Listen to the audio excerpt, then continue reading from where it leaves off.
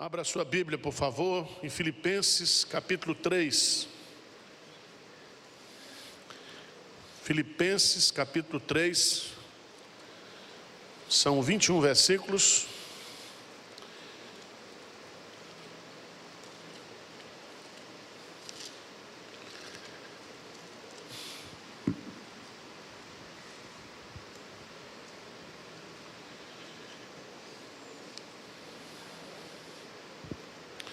O tema do nosso estudo: as marcas do verdadeiro cristão.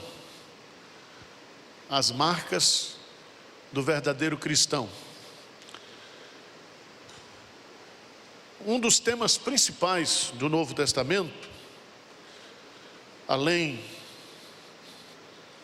da pessoa e da obra de Jesus Cristo, é a identidade do verdadeiro cristão.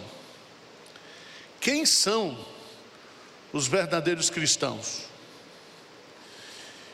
E ainda temos um agravante, é que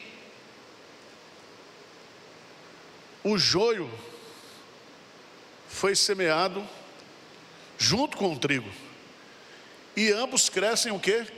Juntos, e são muito parecidos. E Jesus disse que essa separação entre o joio e o trigo só se dará na segunda vinda. Então vai ter crente falso até Jesus voltar. Eu sou verdadeiro, tá? Você que é falso. Mas como é que a gente identifica? Quais são os critérios bíblicos? Quais são as evidências de que alguém realmente nasceu de novo? Se você pegar a primeira carta de João, 1 João, você tem lá algumas evidências de alguém que nasceu de novo. Quem nasceu de novo obedece os mandamentos. Quem nasceu de novo ama seu irmão. Quem nasceu de novo não vive na prática do pecado, busca uma vida de santificação. Mas Paulo vai nos dar aqui, em Filipenses, algumas marcas. Ele começa dizendo assim: quanto ao mais, irmãos meus, alegrai-vos no Senhor. A mim não me desgosta, e é em segurança para vós outros que eu escreva as mesmas coisas. Então tem coisas, e Paulo diz: eu não me desgosto disso, que eu tenho que ficar repetindo para vocês. É igual para filho, não é isso? Quem é pai aqui, você reza a cartilha todo dia para o filho: ó, não pode isso, isso. Então, há coisas que a gente precisa ouvir repetidamente. E Paulo diz: eu quero que vocês se alegrem no Senhor, mas não fiquem zangados com o que eu vou falar. Então, a primeira coisa que ele vai colocar aí é que nós, como crentes, precisamos tomar cuidado com os falsos crentes. Veja aí, por favor, lê comigo, versículo 2, vamos lá? Acautelai-vos dos cães, acautelai-vos dos maus obreiros, acautelai-vos da falsa o quê? Circuncisão. Veja, meus amados irmãos, ele usa 3 títulos aí. O primeiro é cães. E cães no contexto tem nada a ver com esses cães que tem hoje, que dormem com você, que comem no mesmo prato. Cães eles eram tratados como os animais grosseiros mesmo, certo? Por isso que Jesus disse que a gente não deve lançar pérolas aos cães e aos porcos. Veja que ele repete o verbo acautelai-vos 3 vezes. Vamos ver, por favor, lá em Mateus Mateus, capítulo 7, que Jesus também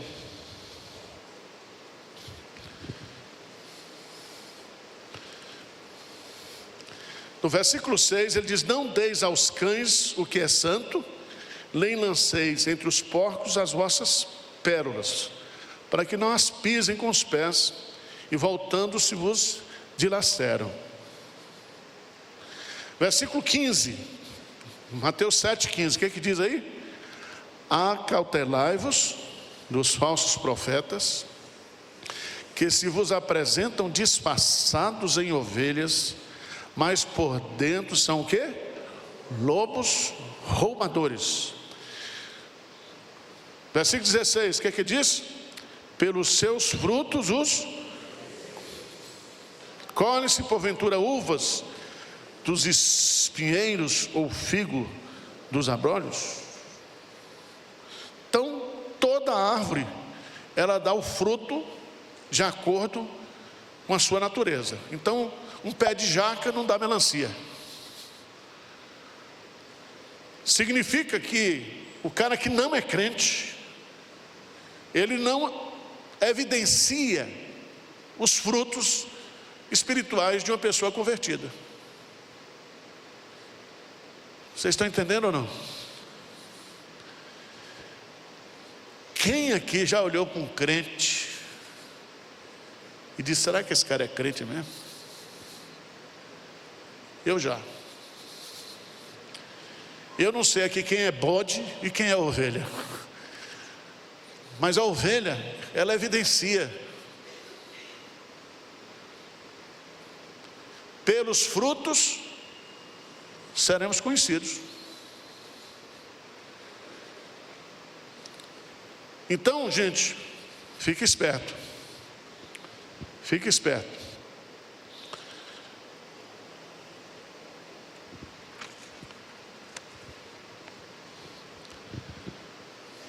Segunda marca, versículo 3, Filipenses 3:3. Qual é a segunda marca? Vamos ler juntos? Porque nós é que somos a circuncisão, nós que adoramos a Deus no Espírito e nos gloriamos em Cristo Jesus e não confiamos o quê? Na carne. Olha que coisa bonita. Quando ele fala nós que não somos da circuncisão, ele está dizendo nós que não somos judaizantes, porque a circuncisão nossa é no coração. Adoramos a Deus no Espírito.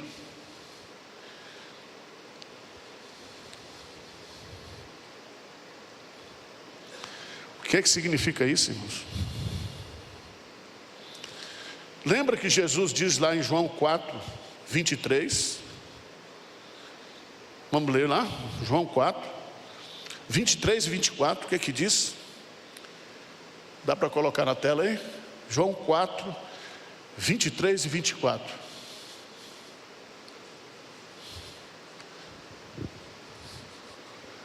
Vamos ler juntos?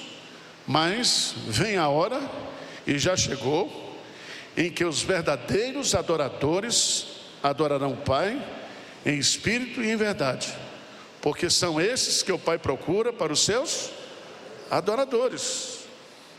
Deus é espírito e importa que os seus adoradores o adorem em espírito e em verdade.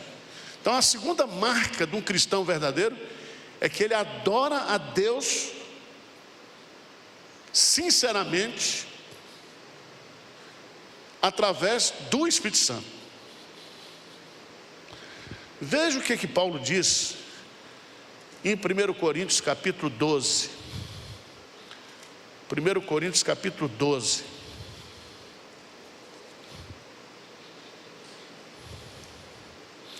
Versículo 3.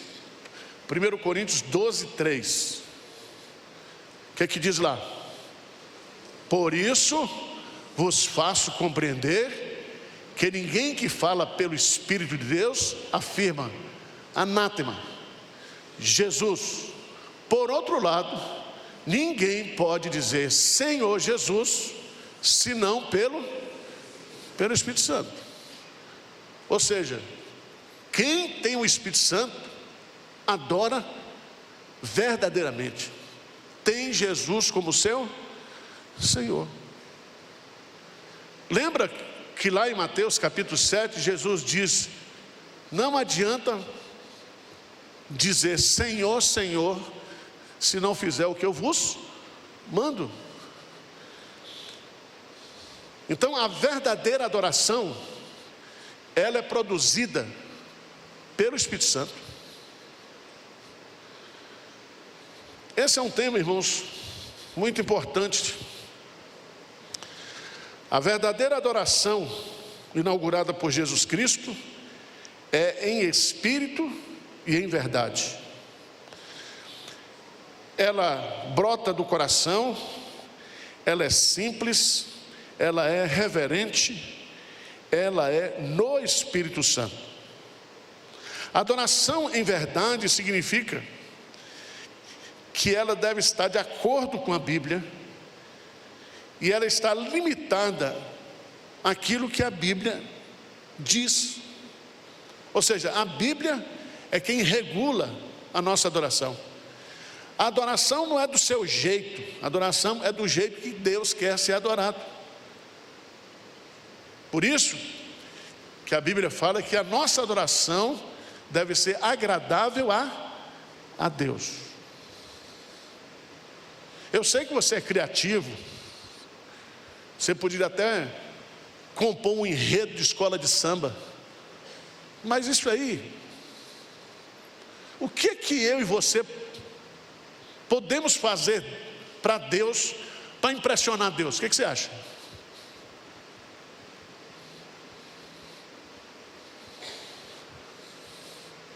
Se o nosso Deus é o Deus de toda a glória, de toda a majestade, de todo o poder, a Bíblia fala que o que impressiona Deus, sabe o que é? Um coração quebrantado e contrito. Ele mora no alto e sublime trono, e você quer impressionar Deus? Seja um crente quebrantado, tenha um coração humilde. Aliás, eu aprendi isso essa semana.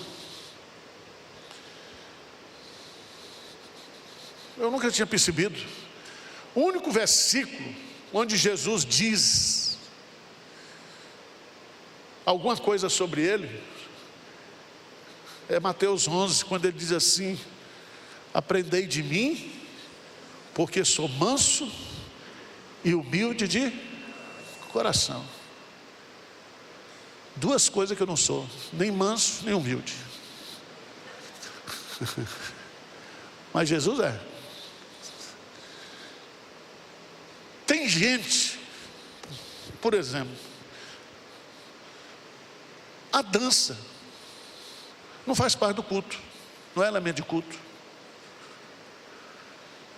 Culturalmente, algumas pessoas usam a dança,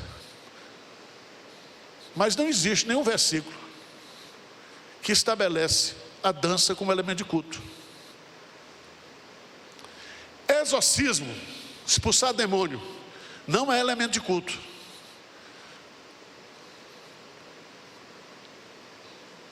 Se você pegar Jesus sempre expulsou demônio quando estava na obra de evangelização. Então não adianta marcar dia e horário para tirar demônio. Isso não é culto. Tá certo? Tem culto aí que até o demônio é entrevistado. Demônio, você gosta de que igreja? Eu gosto da igreja presbiteriana, que eu vou para lá e ninguém me incomoda. É só o veteriano. Agora quando eu vou na Universal, pronto, aí o demônio é até entrevistado em cadeia nacional. Quais são os elementos do culto? A música, o louvor, a oração, a palavra, o ofertório e os sacramentos, ceia e batismo. Só tem 5 elementos. Agora, tem gente que inventa.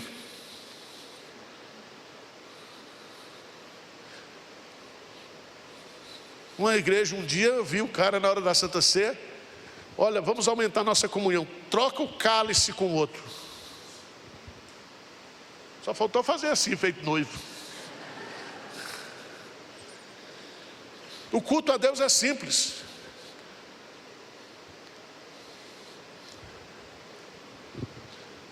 Quando a gente olha para esse assunto na Bíblia,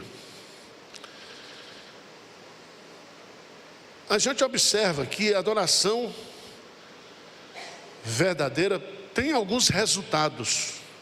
Primeiro, quando a gente adora a Deus, cresce o nosso conhecimento e a nossa admiração por Deus. Então, quando você adora sabendo quem Deus é. Saber que o Senhor é Deus. Foi Ele que nos fez e dele somos. Nosso culto tem que ser lógico.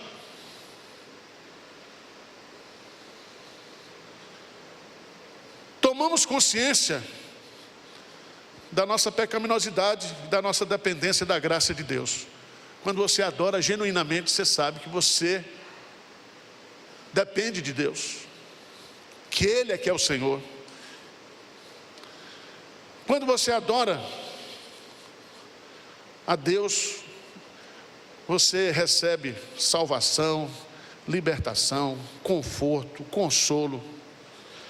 Quando você adora a Deus, você é motivado à obediência, à santificação.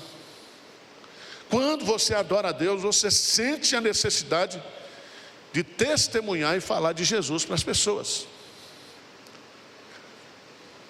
Lembra dos apóstolos? Nós não podemos deixar de falar daquilo que temos visto e ouvido. Mas tem dia que você vem para o culto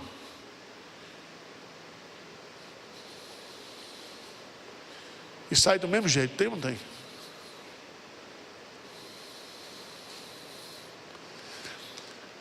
Porque a adoração é individual. Você tem que buscar-me-eis, me achareis quando buscar de todo o vosso. Agora, quando você está mal, nada está bom.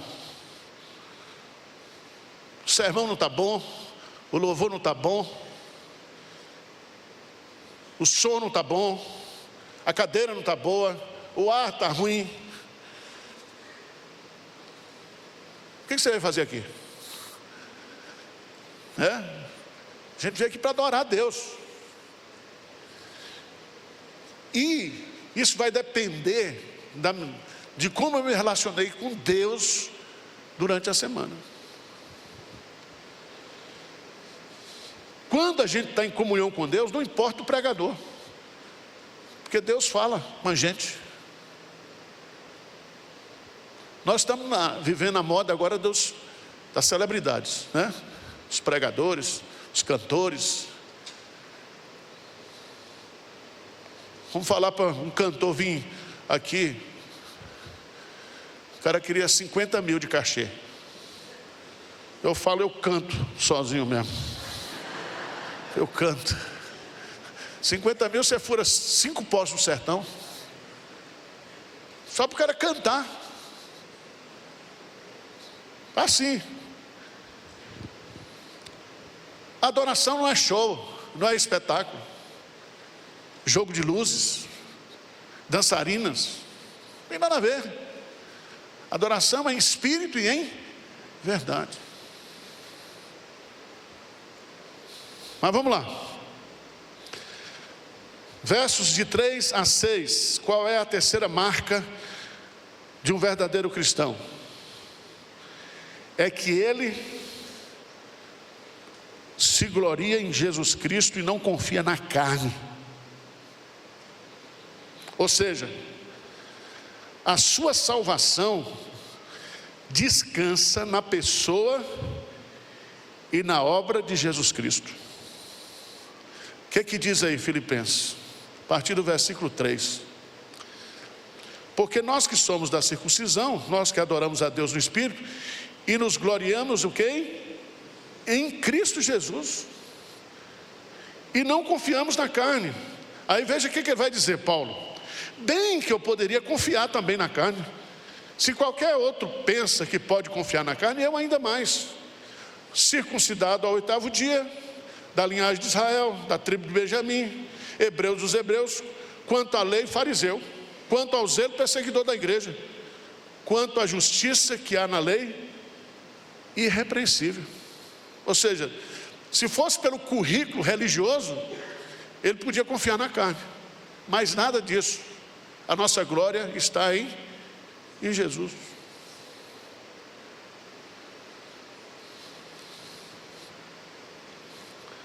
Jeremias 9. Lê para mim lá, por favor. 23 e 24. Jeremias 9, 23 e 24. O que é que diz aí? Assim diz o Senhor: não se glorie o sábio na sua sabedoria, nem o forte na sua força, nem o rico nas suas riquezas. Mas o que se gloriar, glorie-se nisto, em me conhecer e saber que eu sou e faço misericórdia, juízo e justiça na terra, porque dessas coisas me agrado, diz o Senhor.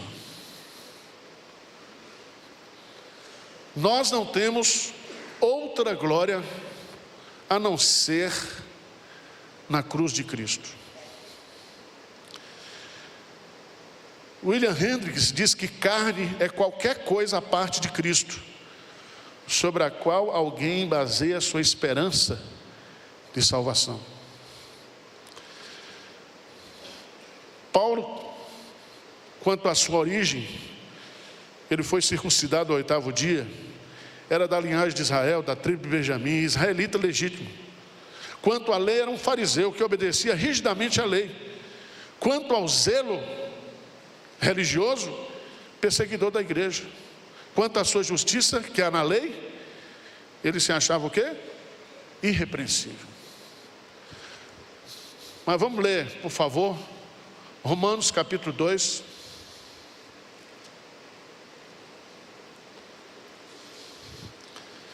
Versículo 28. 2:28, o que é que diz? Porque não é judeu quem o é apenas exteriormente, nem a circuncisão aqui é somente na carne.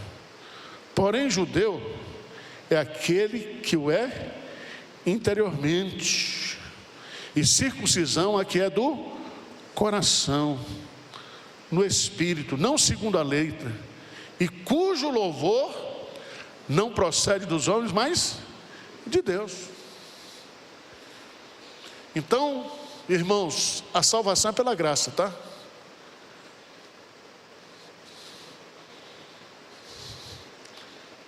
Está muito perigoso isso hoje. Essas brigas entre pentecostal e reformado.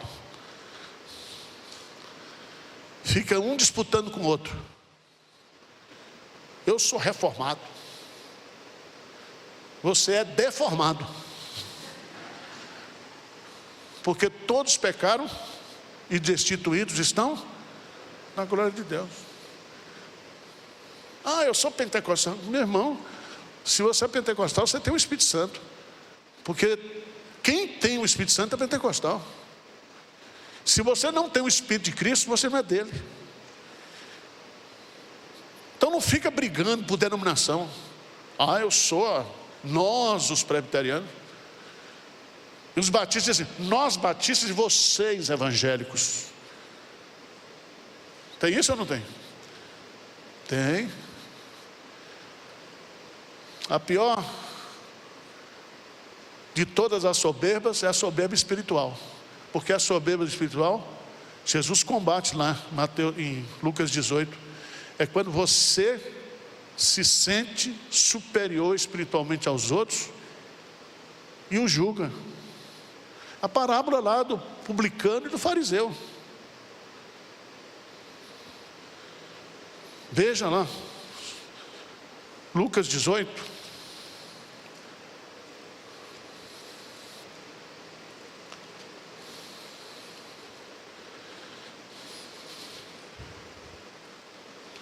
Versículo 9. Vê por que Jesus... Veja aí, avalie sua vida aí, tá? Não olha para mim não. O que diz aí? Propôs também essa parábola a alguns que confiavam em si mesmo, por se considerarem o quê? Justos, e desprezavam o quê? Os outros. Aí ele conta a parábola dos dois que foram orar. Um orou de si mesmo para si mesmo, dizendo todas as virtudes que ele tinha para Deus. O outro bateu a mão no peito e disse: tem misericórdia de mim, que eu sou pecador. Não há um justo sequer. Todos pecaram. E não tem ninguém, presta atenção, o mesmo Espírito Santo que habita em você é o mesmo Espírito Santo que habita lá. Há um só Deus, um só Senhor, um só Espírito, uma só fé, um só Deus e Pai de todos. Então a igreja não é a minha denominação, a igreja é o corpo de Cristo. Amém? Então não fique se julgando, porque você sabe isso, sabe aquilo. Quarta marca, versos de 7 a 11. O verdadeiro crente deseja conhecer mais a Cristo. O que ele diz aí? Vamos lá. Filipenses, versículo 7. O que ele diz? Mas o que para mim era lucro, isso considerei perda por causa de Cristo.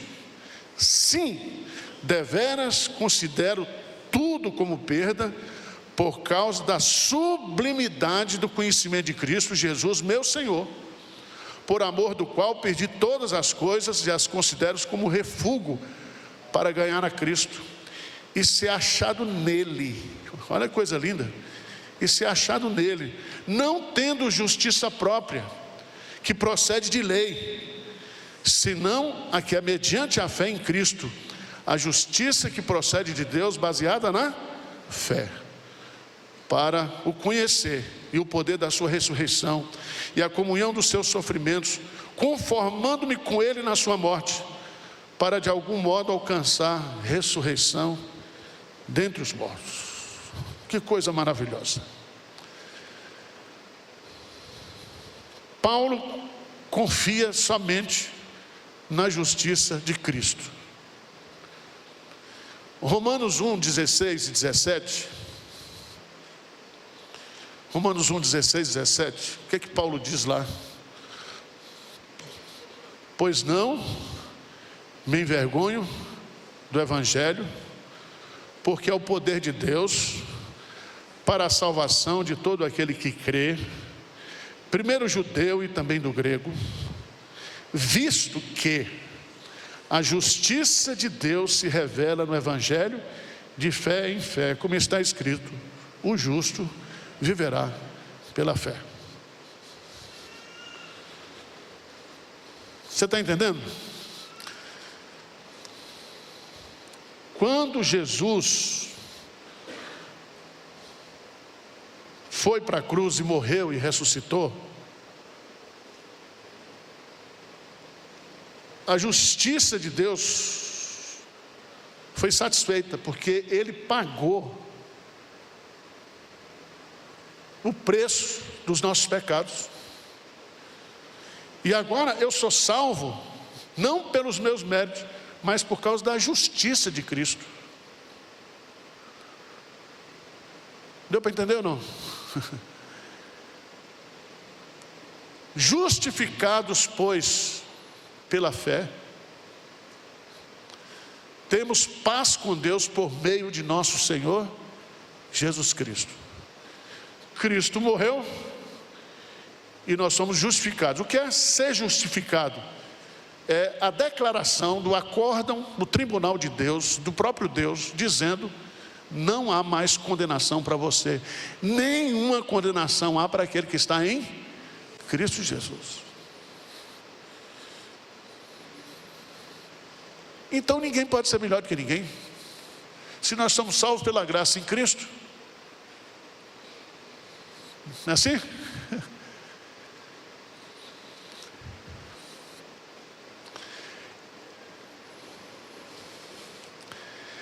Paulo fala que o conhecimento é sublime, isso é, excelente, algo superior, algo de extremo valor. Por isso ele abre mão de tudo, tudo. Aqui nós temos, Calvino diz, uma símile baseada na vida dos marinheiros, os quais, quando ameaçados de naufrágio, lançam fora tudo quanto podem, para que o navio seja aliviado da carga, para que possa atingir o porto em segurança. Paulo, portanto, estava preparado para perder tudo, contanto que não fosse privado de Cristo. Cristo é tudo em todos. Amém? Cristo é tudo. Mas o que significa conhecer a Jesus e conhecer o poder da sua ressurreição? Comunhão com os seus sofrimentos. Isso aí, irmãos, está ligado à nossa união com Cristo. Essa expressão em Cristo, em Cristo, em Cristo, em Cristo, nenhuma condenação há para aqueles que estão em Cristo. Nós estamos unidos a Cristo.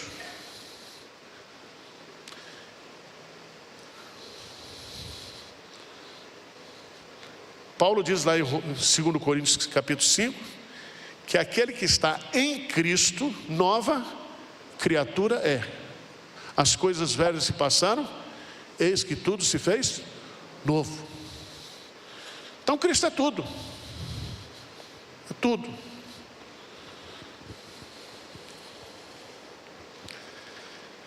O projeto de Deus, você já sabe qual é, né? Nos conformar à imagem de Jesus. Abra sua Bíblia, por favor, lá, 2 de Pedro.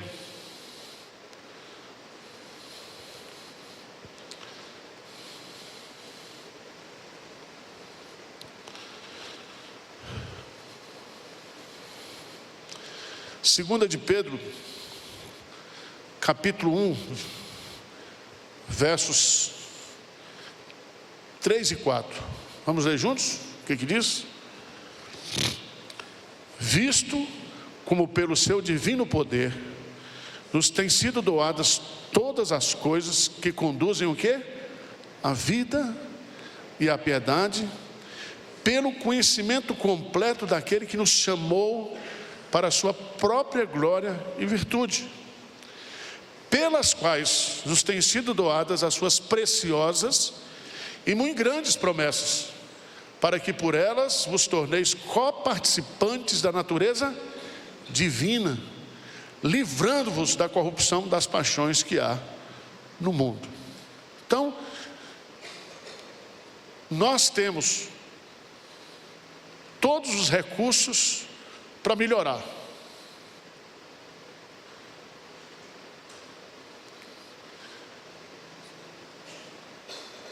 Preste atenção nisso. Nós precisamos crescer, nos desenvolver espiritualmente.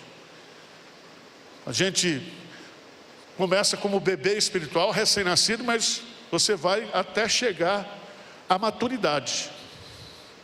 Então nós estamos num processo chamado processo de santificação, de amadurecimento. Vamos ver isso aí?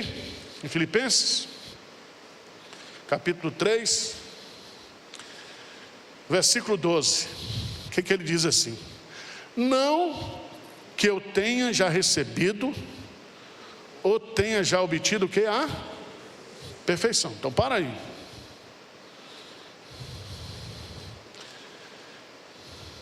Eu estou livre da condenação do pecado, da culpa do pecado, mas eu não estou livre da presença do pecado.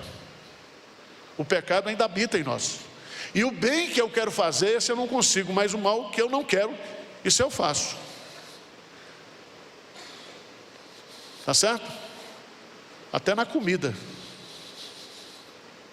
Você come demais. Você não aguenta.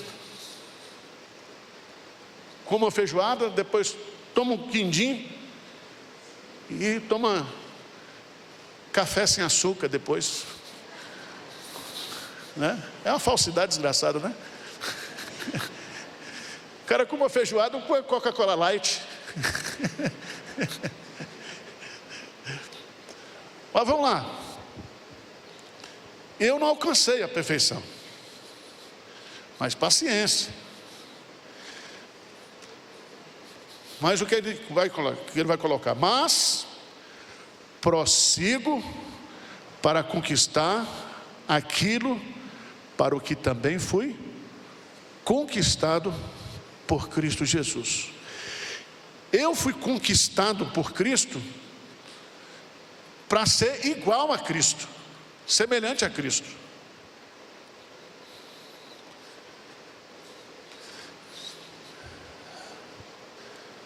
Vocês não estão acreditando muito não, né? Mas vamos lá. 1 João 3.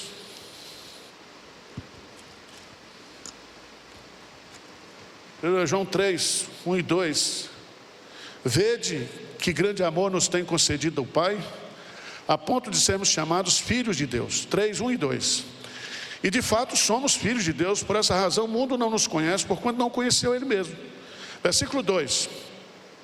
Amados, agora somos filhos de Deus, e ainda não se manifestou o que haveremos de... Sabemos que quando Ele se manifestar, seremos semelhantes a Ele, porque haveremos de vê-lo como Ele é. Seremos semelhantes a Ele.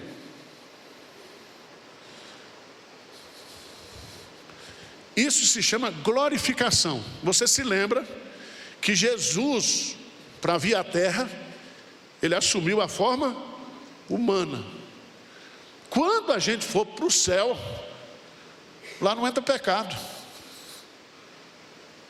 Nós vamos ser glorificados. Deu para entender? Ele veio para nos levar para lá. E o projeto dele é nos conformar à imagem de Jesus, porque nós seremos semelhantes a Ele. Porque só semelhante a Ele, nós o veremos como Ele é. Ninguém pode ver a Deus como Ele é, só depois da glorificação. E o que vai ser a eternidade? Você vai passar a eternidade contemplando Deus.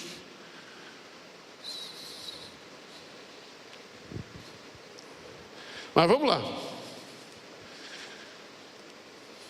Não que eu já tenha recebido ou tenha obtido a perfeição.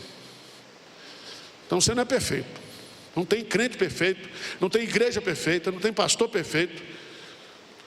Mas prossigo para conquistar aquilo para o que também fui conquistado por Cristo Jesus. Aí ele diz assim: irmãos, quanto a mim, não julgo havê-lo alcançado. Mas uma coisa eu faço, esquecendo-me das coisas que para trás ficam e avançando para as que estão diante, o que? De mim. Então veja, você pecou, você errou, pede perdão e continua. Seu passado, sua capivara é feia, já foi coberta pelo sangue de Jesus. Mas não desista. Não estacione. Não pare. Pecou, pecou. E agora o que eu vou fazer? Por isso que tem o sacramento da ceia, para a gente se lembrar de Cristo, pedir perdão. Não fica se vitimizando. Porque tem uns crentes que usam um versículo errado. Ah, pastor, a carne é fraca. A carne é fraca. Eu sei que a carne é fraca. E Jesus disse ali, não foi para dar uma justificativa para você pecar, não. Ele está alertando você, vigiar e orar, né, para não cair em... Porque na verdade o espírito está pronto, mas a carne é fraca. Não fica transferindo a culpa dos seus pecados para os demônios. Eu caí em adultério porque o espírito do adultério entrou em mim. Não, é o espírito da safadeza mesmo que você é. Não põe a culpa no diabo não, meu irmão. Assuma os seus erros. Se confessarmos os nossos pecados, Ele é fiel e justo para nos purificar e nos perdoar de todo pecado. Pecou, pede perdão, se arrependa. Aquele que encobre as suas transgressões jamais prosperará. Paulo está dando uma aula para a gente aqui, que o alvo está lá na frente, que nós fomos conquistados para ser igual a Jesus. Agora, o processo é doloroso. Cai, levanta, cai, mas avança. Está entendendo, gente? E seja misericordioso com quem cai também, tá? Se alguém cair, você que é espiritual, dá uma mão para o cara. Veja bem. Gálatas, capítulo 6. Gálatas, capítulo 6. Tem uns irmãos na igreja que eles se acham impecáveis.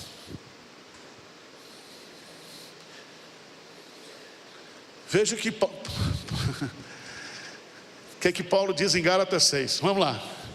Irmãos, se alguém for surpreendido em alguma falta, vós que sois espirituais, corrigiu com espírito de brandura, e também guarda-te para que não sejas também o quê? Tentado. Então é tentado aquele que caiu e é tentado aquele que é espiritualzão. Então não tem santo nenhum, por mais santo que seja, que não possa cair no pecado.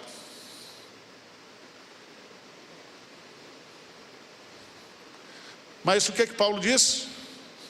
Esquecendo-me das coisas que para trás o quê? Ficam, prossigo para o alvo. Pequei mesmo. Senhor, me perdoa. Eu pequei.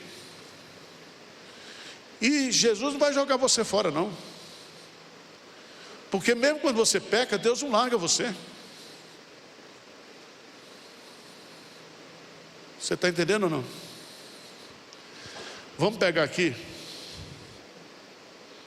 Filipenses capítulo 1, versículo 6. Filipenses 1:6, o que diz? Estou plenamente certo de que aquele que começou a boa obra em vós há de completá-la até o dia de Cristo Jesus. Você é uma obra inacabada, mas Deus vai acabar a obra que Ele está fazendo em você. Está certo?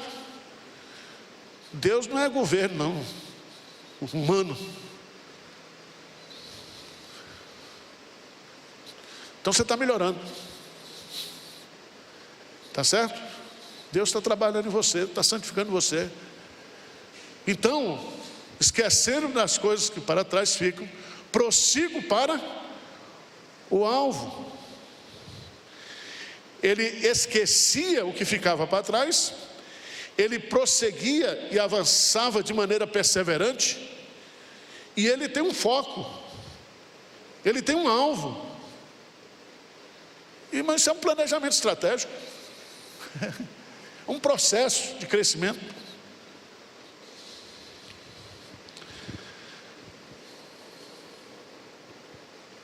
Ele tinha uma motivação.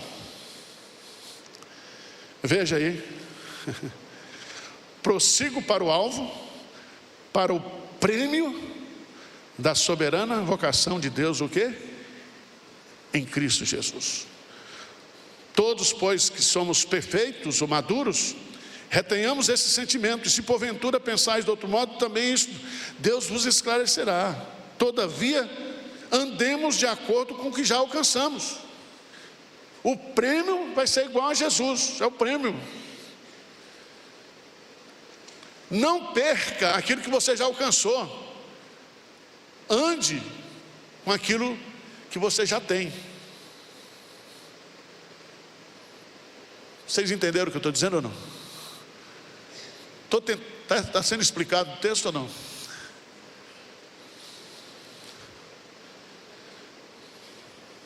Versos 17 a 19.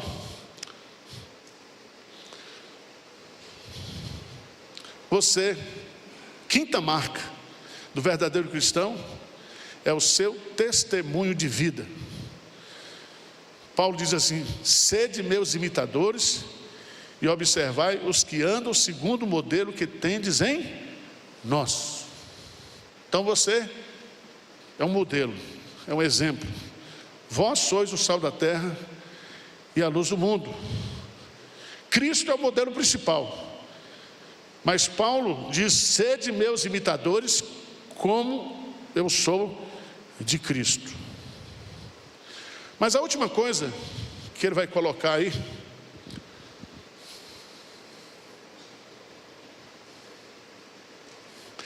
versos 20 e 21.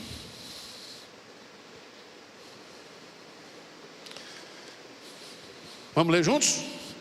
Pois a nossa pátria está nos céus, de onde também aguardamos o Salvador, o Senhor Jesus Cristo, o qual transformará o nosso corpo de humilhação para ser igual ao corpo da sua glória, segundo a eficácia do poder que ele tem de até subordinar a si todas as coisas. O verdadeiro crente, irmãos, ele se preocupa com as coisas celestiais. A nossa pátria está nos céus. E esse corpo nosso vai ser transformado num corpo glorioso. E aí ele não vai pecar mais. Então, enquanto a gente estiver aqui, primeiro, tenha paciência consigo mesmo.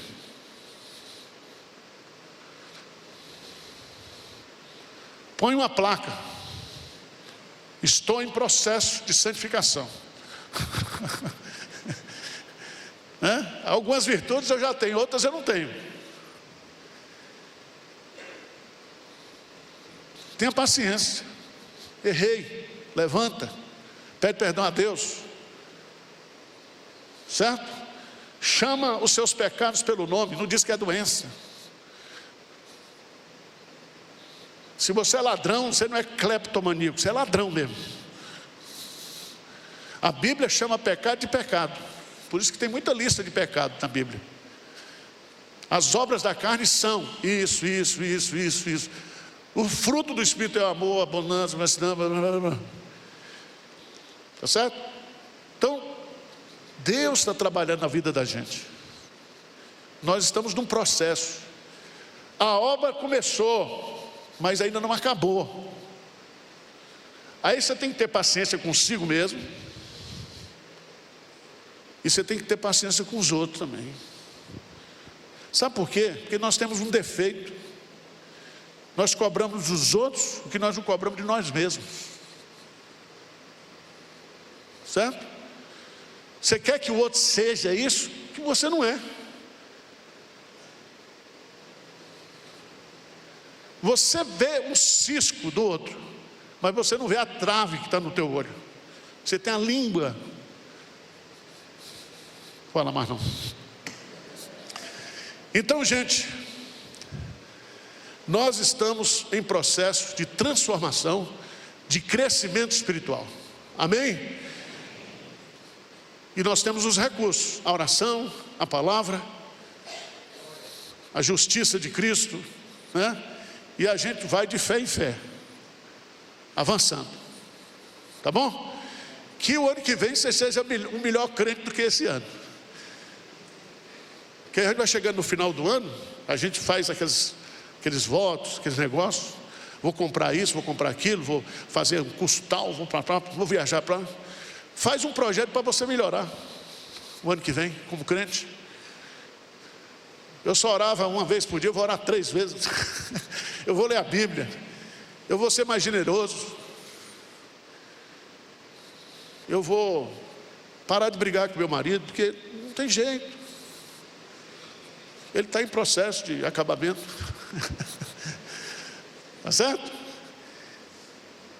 E uma coisa, irmãos, ninguém muda ninguém. Quem muda é Deus. Ele que tem o poder de transformar. Tá certo? Um dia eu vou ser cheio do Espírito Santo, não vou ser ansioso, não vou ser mais impaciente, mas tenha paciência até eu chegar lá, tá? Vamos ficar de pé e vamos orar.